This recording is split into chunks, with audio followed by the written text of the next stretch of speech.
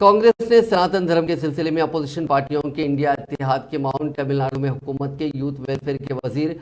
अद्यानिधि Stalin के बयान से खुद को अलग करते हुए कहा कि पार्टी से तबसरों से इत्तेफाक नहीं करती है। जुमेरात को पार्टी हेडक्वार्टर्स में एक प्रेस कॉन्फ्रेंस से खिताब करते हुए कांग्रेस के कम्युनिकेशन डिपार्टमेंट के सरबराह पवन खेड़ा ने कहा कि कांग्रेस तमाम मज़ाहिब को साथ लेकर चलती है और किसी को कमतर समझने के खिलाफ है। जिन्होंने न केवल कदम जोड़े, जिन्होंने दिल जोड़े, और ये यात्रा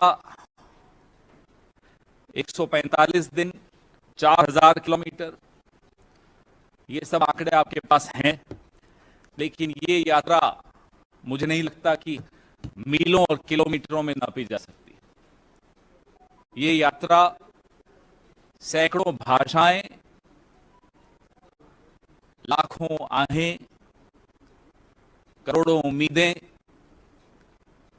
इन सब के रास्ते से होती हुई भारत के दिल में समा गई।